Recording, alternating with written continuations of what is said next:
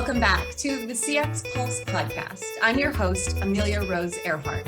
On today's show, we talk digital empathy with Peter Dorrington, the co-founder and chief strategy officer at Anthrolytics. And the topic we're going to discuss today is absolutely fascinating. So why don't we kick things off by you telling us a little bit about yourself and how you got so specialized in this topic? Yeah, thanks very much, Amelia. I'll be delighted. So firstly, I'll just say one sentence about Anthrolytics so that people understand where we're coming from. We're a software as a service analytics company that combines data science with behavioral science to get a better understanding into what is it that people really care about, why they care about it, and what they're likely to do next. It all started about 8 years ago when I was looking for a way to improve the performance of traditional predictive analytics, things like data mining and machine learning. What I wanted to know is why don't they do a better job of predicting what humans are going to do? And it was, of course, coming to mind that there's a behavioral element of this. So it isn't just quantifiable structured data about who you are and how much you earn and where you spend it and where you live, but also about what we feel. So it took me a while to figure out how to do that. This combination of the data science, which was very well understood, and the emotional content of behavioral science, where the tools were beginning to emerge. So I went through that and invented a new class of analytics, which really does a better job of, say, predicting how every customer or every employee feels about an organization or a brand. And it does that every day without relying on surveys or conversational analysis. And that gave me the ability to give a better answer to a question I was asked by one of the first clients, which is, if we do something we know customers don't like, could you tell us which customers will leave and what we can do about it? And of course, the answer was, it depends upon how they feel about you. If they already love you, they'll probably forgive you. But if they already hate you, this might be the final act that breaks the relationship. And your problem was that you don't not understand that when you do something a customer doesn't like, that they don't like it. It's that you didn't understand how each customers feel. So skip forward to today. And I'm using this now to identify customers who are ready, willing, and able to buy more, or do something like reduce agent churn in contact centers, or retain employees in things like the retail or hospitality sectors. But it's very much about, how do people feel about the experiences they're going through? Boy, Peter, these are complex subtleties, human emotion, the term digital empathy. First, what I had to do was look at the definition of human empathy, right? The ability to recognize the perspective of another person. But can you define digital empathy for us and what that means in the context of how it's important in both customer experience and customer service? So you're quite right. Empathy is very well understood and it's defined. I'll use it. Three real pillars that I'll talk to, though. First of which is cognitive empathy. That is identifying the emotions of other people and why they feel them. The second of which is what humans are really good at, which is emotional empathy, which is feeling the same way. In other words, putting ourselves in their shoes. And the third one is affective empathy or compassion, which is being moved to take an action as a result of those feelings.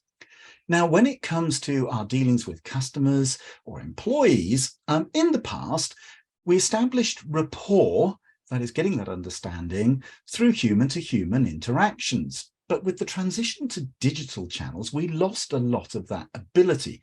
And quite often what happened was that low friction, so frictionless experience, began to equal low traction. So we were losing those moments of rapport.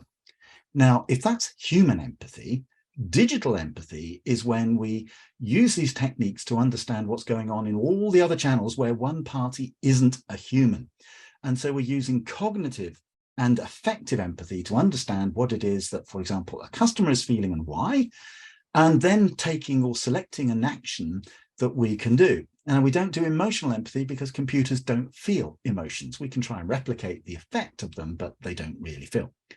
But what it does do is feed the operational decisions that we then make. So if, Amelia, I understood you felt a particular way, and that was different from how I feel about the same thing, then I would take two different actions to reflect how you feel, which really demonstrates that we're listening to customers, we're understanding what they need, both rationally and emotionally, and we can respond to each person at the individual level. Now, when it comes to contact centers or people who are working remotely, the problem is the same.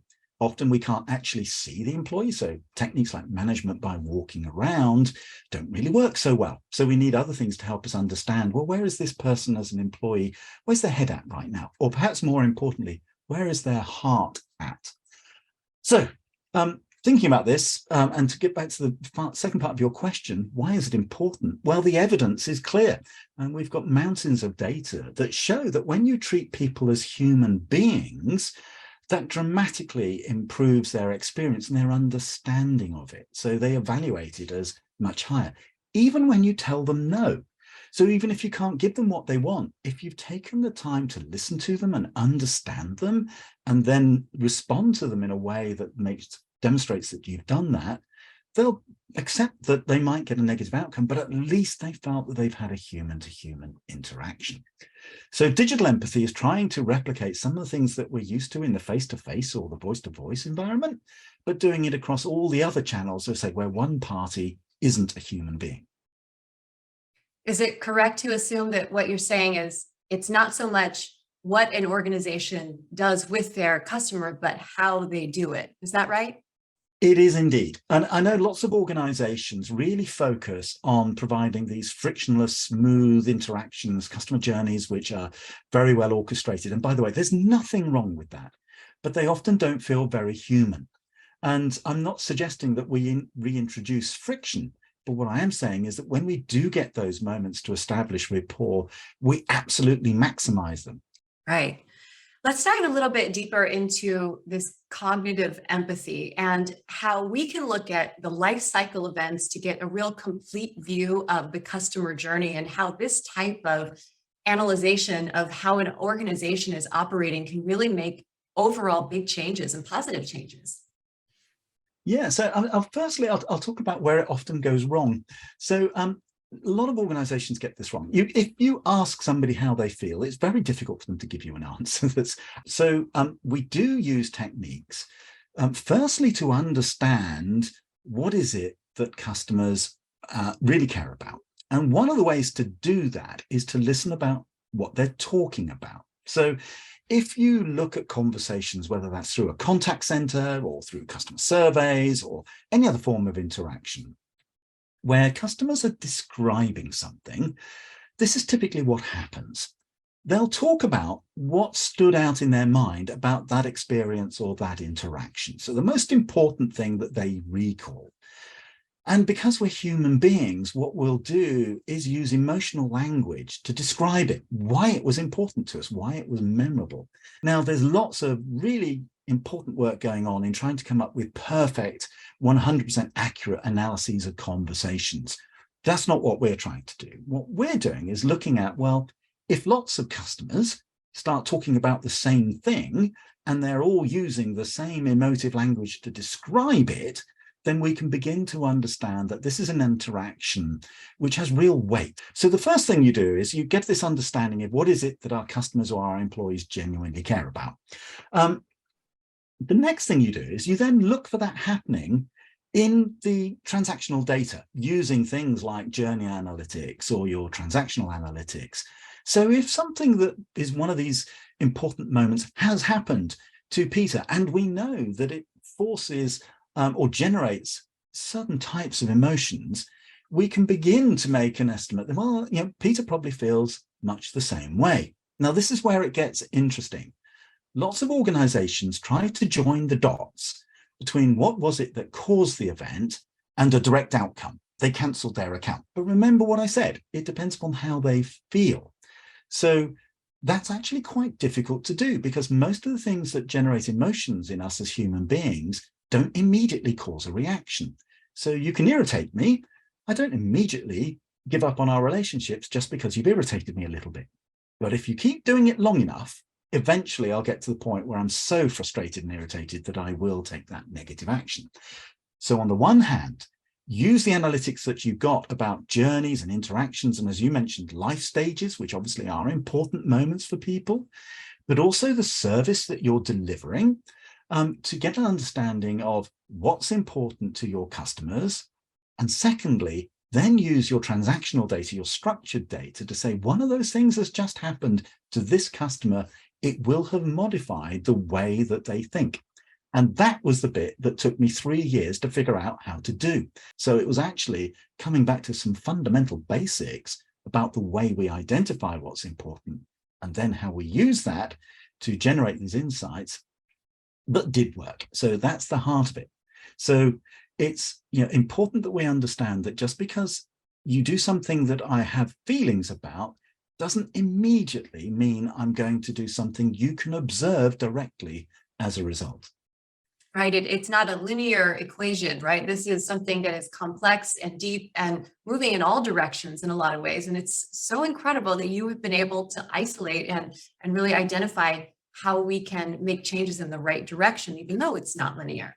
So you mentioned moments that matter versus moments of truth. And I can't wait for you to dive into more of this, because they do sound similar, but you say they are very different.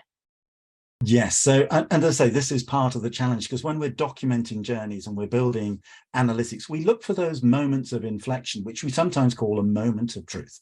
So for my definition, a moment of truth is comprised of two things: the point at which we make a decision to act, and that's often something that we can observe. And a lot of attention is focused on trying to understand what it was that influenced that moment of inflection. But what happens in real life is that leading up to this point, we've had lots of moments that matter. Now, moments that matter is any event or interaction which generates an emotional response, but may not directly lead to an action. The problem for many organizations is that moments that matter, because they don't cause an observable event, they find it impossible to detect. Now, this is where, as it is actually detectable, let's say if we go back and think about, well, what do our customers talk about and the emotional language they use to talk about those things? They may say, well, queuing at the bank, I really don't like that. It's frustrating. I hate the waiting. But they don't quit. They mostly patiently wait to get served. So by analyzing what people talk about, we can identify moments of truth that do not cause an action. The trick is to then use those to keep recording, well, how are they influencing the way that people feel? So when does those multiple moments of irritation eventually lead to the point of such great irritation, anger, and frustration that person then triggers a change in their behavior? So we see the moment of truth at the end of that chain, but there are lots of moments that matter that lead up to it. So when we're looking at customer journeys and using customer journey analytics and orchestration, it's important that we recognize that these moments that matter, we need to focus on those to make sure that we are delivering positive rather than negative interactions, or if we have to do something that's negative, that we take into account in how that may have changed the mindset of that customer. Because at the end of the day, most human beings tend to make decisions with a very big component of emotionality. So as I said at the beginning, we like to think that we're logical and rational, that we make good decisions. But the reality is, for most of us, many of our decisions are emotional first, because that doesn't take a lot of thinking, a lot of energy. We just respond and react, and we rationalize it afterwards. So you may be delivering a brilliant service, but actually is leaving customers feeling unsatisfied. Their disposition towards you is actually becoming more negative. Being treated like a human being is so important. We don't want to be treated like a case number, or we don't want to be involved in a call where it feels like you're just trying to get me off the phone as quickly as you possibly can. Now, striking the balance is, of course, important. But as I say, it's not just about being nice to people. Being polite, being nice is, of course, important. There's a hard edge to this, and that it actually impacts the bottom line. So what I call the economics of empathy. We can actually measure the impact of compassion and empathy in terms of things like revenue and costs and so on, and it makes good business sense. It's not just something that's nice to do, and actually feels good for our employees to be involved in those positive relationships as well. Can you go a little deeper on that, Peter, and tell us what the bottom line change can really be when an organization decides to really focus on digital empathy? Yeah, so I'll use something I call empographic segmentation. Sounds grandiose, but what it really means is people who belong to a group where they share similar emotions. And I'm going to talk about one group I did identify, and these seem to be counterintuitive. So often we're told, focus on your happier customers, but I was very interested in a group I called the overlooked and neglected. Now, these are typical customers who've been with you for a long time, but they might say, well, you take me for granted. You reserve all your best offers for new customers. You only contact me when you want something or you want to sell me something. And whilst they're not leaving, so they're not actively churning, neither are they taking on board more products, neither are they more economically active. So what we found is that when you identify that empographic segment, the target should be to move them to the point where they feel about you as if you're as good or bad as anybody else. In other words, neutral. And when you get to them to that point of neutral disposition, then they do become more economically active. And in fact, the ROI was one of the best cases we'd ever seen. So spending a little bit of money just to make those people feel more valued, more engaged, delivered a great result. But when we took a very similar group of people who were already neutral and we tried to make them happy, we spent a lot of money for no extra sales. In other words, it was negative ROI. And they would typically say, I'm happy enough. I don't need anything else, but you're doing an okay job. Thanks very much. And yes, I'm happier. Thanks very much for that. But I don't need anything else. So when we work with businesses in how they manifest this, they use this to inform their decisions. So should we focus on raising this group to a point where they become more economically active? Have I got a group of, for example, employees who I think are at risk of resigning? And before they get there, can I intervene early and put them back on track so that we can actually retain them for a little bit longer or put them back into the point where they're more motivated? And when you do that, let's say the results are measurable. So firstly, let's look at costs.